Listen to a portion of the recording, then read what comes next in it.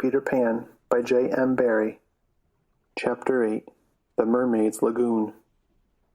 If you shut your eyes, and are a lucky one, you may see at times a shapeless pool of lovely pale colors suspended in the darkness.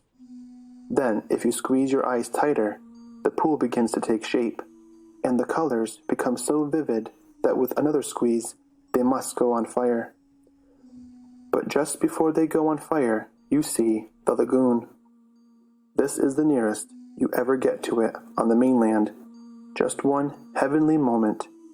If there could be two moments, you might see the surf and hear the mermaids singing. The children often spent long summer days on this lagoon, swimming or floating most of the time, playing the mermaid games in the water and so forth. You must not think from this that the mermaids were on friendly terms with them. On the contrary, it was among Wendy's lasting regrets that all the time she was on the island, she never had a civil word from one of them. When she stole softly to the edge of the lagoon, she might see them by the score, especially on Marooners Rock, where they loved to bask, combing out their hair in a lazy way that quite irritated her. Or she might even swim, on tiptoe as it were, to within a yard of them, but then they saw her and dived, probably splashing her with their tails, not by accident, but intentionally. They treated all the boys in the same way, except of course Peter, who chatted with them on Marooners Rock by the hour, and sat on their tails when they got cheeky. He gave Wendy one of their combs. The most haunting time at which to see them is at the turn of the moon, when they utter strange wailing cries. But the lagoon is dangerous for mortals then, and until the evening of which we have now to tell, Wendy had never seen the lagoon by moonlight, less from fear, for of course Peter would have accompanied her, then because she had strict rules about everyone being in bed by 7. She was often at the lagoon, however, on sunny days after rain, when the mermaids come up in extraordinary numbers to play with their bubbles. The bubbles of many colors make in rainbow water they treat as balls, hitting them gaily from one to another with their tails, and trying to keep them in the rainbow till they burst. The goals are at each end of the rainbow, and the keepers only are allowed to use their hands. Sometimes a dozen of these games will be going on in the lagoon at a time, and it is quite a pretty sight. But the moment the children tried to join in, they had to play by themselves, for the mermaids immediately disappeared. Nevertheless, we have proof that they secretly watched the interlopers, and were not above taking an idea from them, for John introduced a new way of hitting the bubble, with the head instead of the hand, and the mermaids adopted it. This is the one mark that John has left on the Neverland. It must also have been rather pretty to see the children resting on a rock for half an hour after their midday meal. Wendy insisted on their doing this, and it had to be a real rest, even though the meal was make-believe. So they lay there in the sun, and their bodies glistened in it, while she sat beside them and looked important. It was one such day, and they were all on Marooners Rock. The rock was not much larger than the great bed, but of course, they all knew how not to take up much room, and they were dozing, or at least lying with their eyes shut, and pinching occasionally when they thought Wendy was not looking. She was very busy stitching. While she stitched, a change came over the lagoon. Little shivers ran over it, and the sun went away, and shadows stole across the water, turning it cold. Wendy could no longer see to thread her needle, and when she looked up, the lagoon, that had always hitherto been such a laughing place, seemed formidable and unfriendly. It was not, she knew, that night had come, but something as dark as night had come. No, worse than that. It had come, but it had sent that shiver through the sea to say that it was coming. What was it? There crowded upon her all the stories she had been told of Marooners Rock, so called because evil captains put sailors on it and leave them there to drown. They drown when the tide rises, for then it is submerged. Of course, she should have roused the children at once, not merely because of the unknown that was stalking toward them, but because it was no longer good for them to sleep on a rock grown chilly. But she was a young mother, and she did not know this. She thought you simply must stick to your rule about half an hour after the midday meal. So, though fear was upon her, and she longed to hear male voices, she would not waken them. Even when she heard the sound of muffled oars, though her heart was in her mouth, she did not waken them. She stood over them to let them have their sleep out. Was it not brave of Wendy? It was well for those boys, then, that there was one among them who could sniff danger even in his sleep. Peter sprang erect, as wide awake at once as a dog, and with one warning cry he roused the others. He stood motionless, one hand to his ear. "Pirates!" he cried. The others came closer to him. A strange smile was playing about his face, and Wendy saw it and shuddered. While that smile was on his face, no one dared address him. All they could do was to stand ready to obey. The order came sharp and incisive. "Dive!" There was a gleam of legs, and instantly the lagoon seemed deserted. Marooners Rock stood alone in the forbidding waters, as if it were itself marooned. The boat drew nearer. It was the pirate dinghy with 3 figures in her, Smee and Starkey, and the third a captive, no other than Tiger Lily. Her hands and ankles were tied, and she knew what was to be her fate. She was to be left on the rock to perish, an end to one of her race more terrible than death by fire or torture, for is it not written in the book of the tribe that there is no path through water to happy hunting ground? Yet her face was impassive. She was the daughter of a chief. She must die as a chief's daughter. It is enough. They had caught her boarding the pirate ship with a knife in her mouth. No watch was kept on the ship, it being Hook's boast that the wind of his name guarded the ship for a mile round. Now her fate would help to guard it also. One more whale would go the round, in that wind by night. In the gloom that they brought with them, the 2 pirates did not see the rock till they crashed into it. "Luff, you lubber!" cried an Irish voice that was Smee's. "Here's the rock. Now then, what we have to do is to hoist the redskin onto it and leave her to drown." It was the work of one brutal moment to land the beautiful girl on the rock. She was too proud to offer a vain resistance.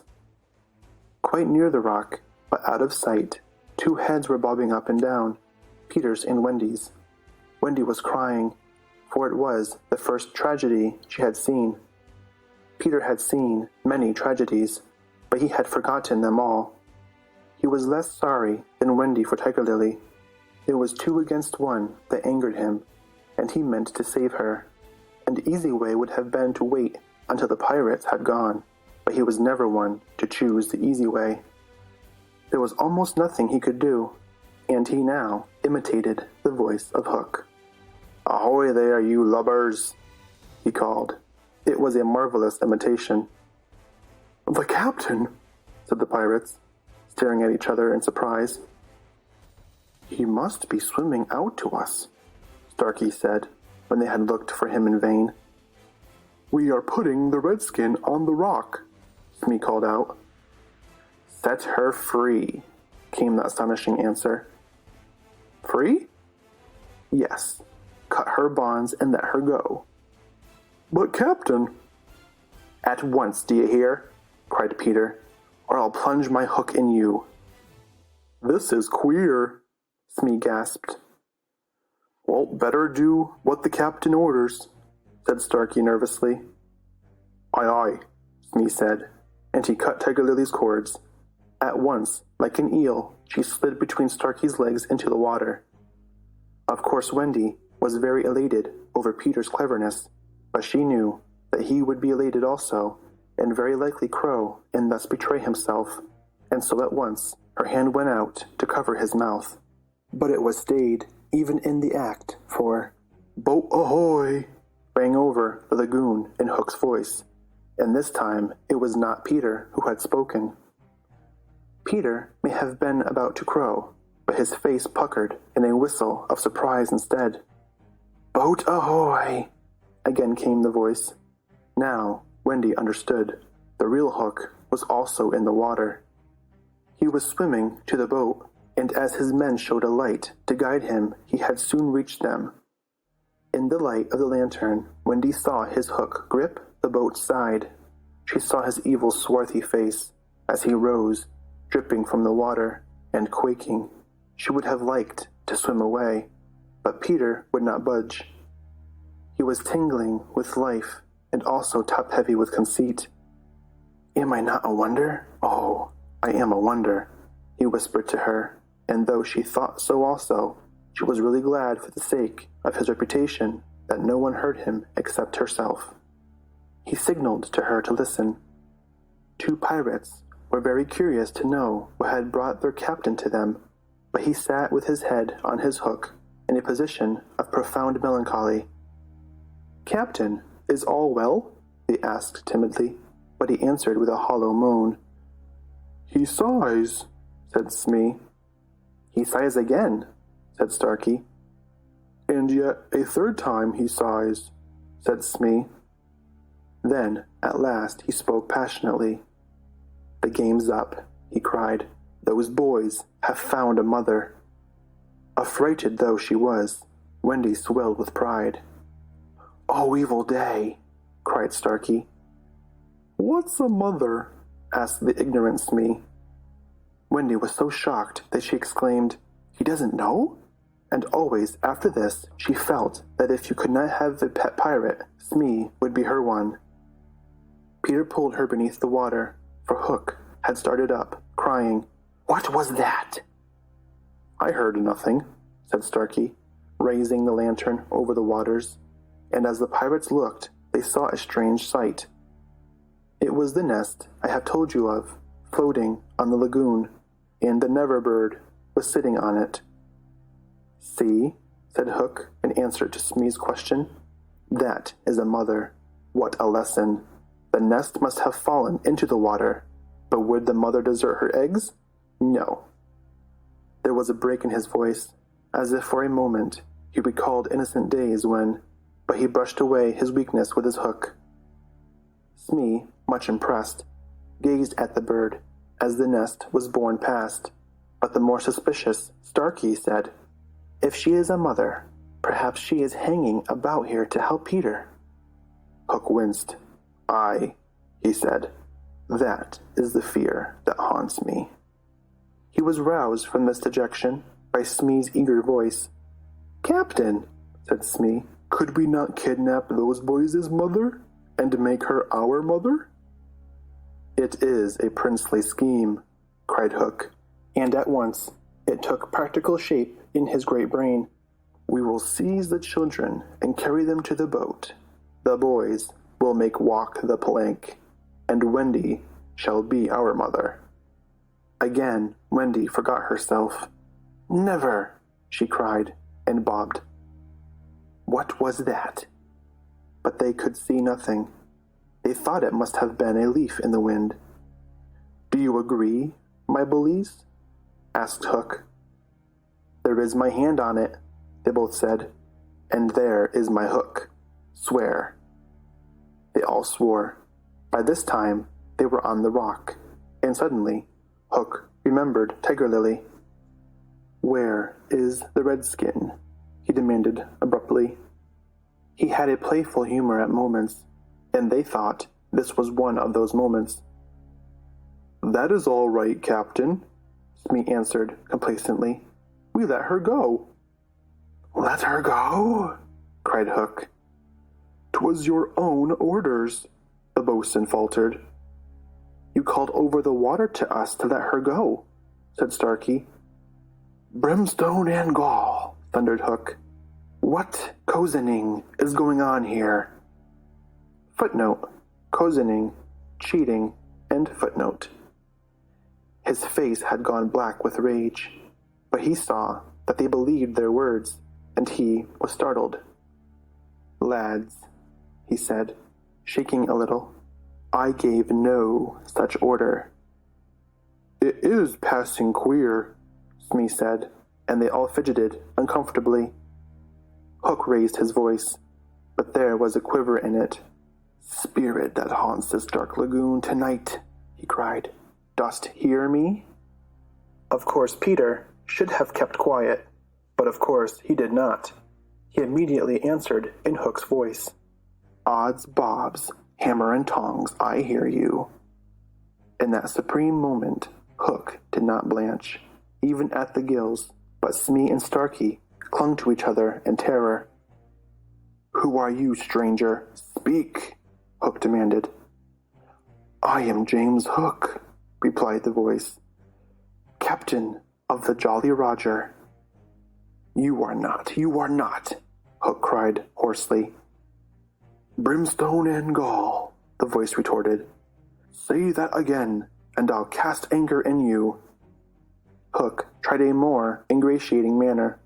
"If you are Hook," he said, almost humbly, "come tell me, who am I?"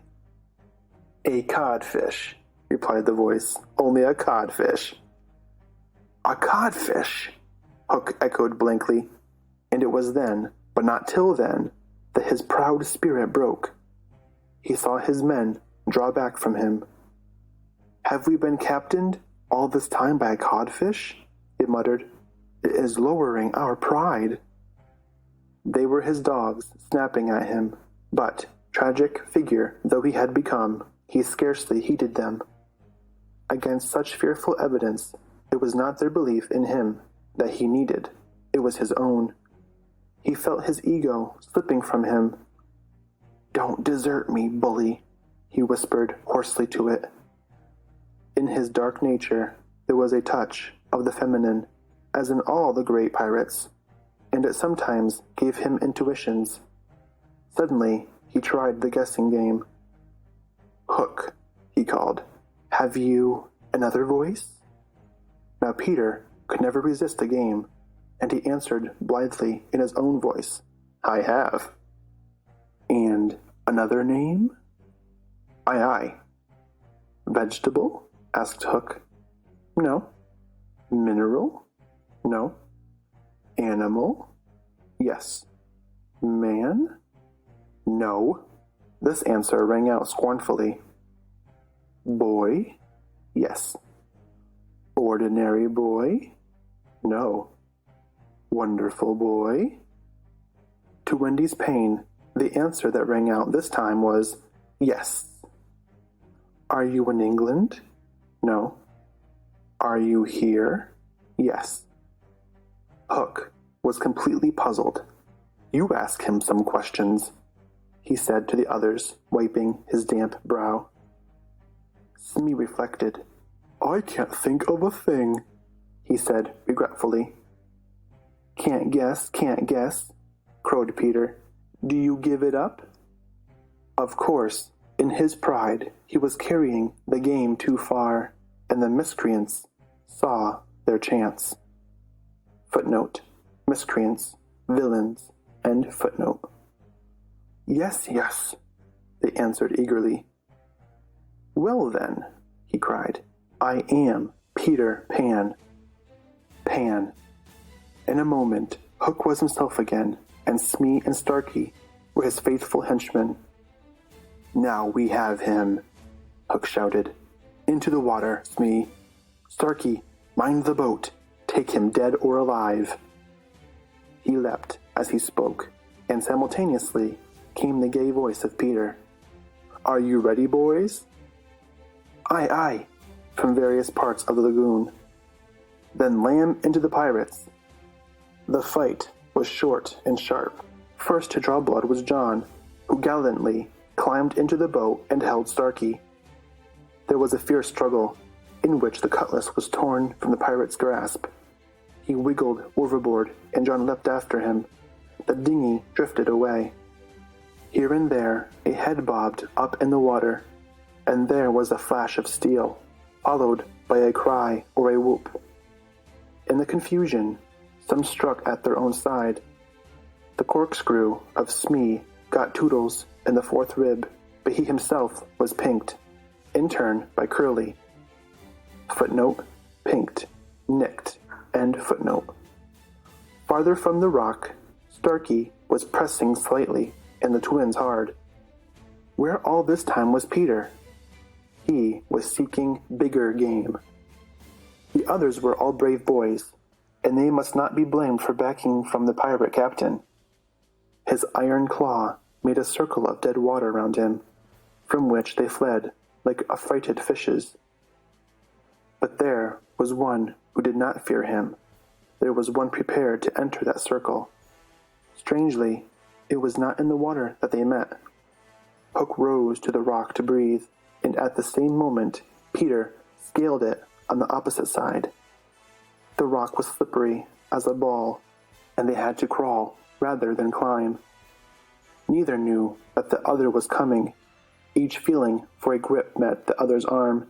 In surprise, they raised their heads. Their faces were almost touching. So they met. Some of the greatest heroes have confessed that just before they fell to begin combat, they had a sinking feeling in the stomach. It had been so with Peter at that moment, I would admit it. After all, he was the only man that the sea cook had feared. But Peter had no sinking. He had one feeling only, gladness, and he gnashed his pretty teeth with joy. Quick as though he snatched a knife from Hook's belt and was about to drive it home, when he saw that he was higher up the rock than his foe. It would not have been fighting fair. He gave the pirate a hand to help him up. It was then that Hook bit him. Not the pain of this, but its unfairness, was what dazed Peter. It made him quite helpless. He could only stare, horrified. Every child is affected thus, the first time he is treated unfairly. All he thinks he has a right to do when he comes to you to be yours is fairness. After you have been unfair to him, he will love you again, but will never afterwards be quite the same boy.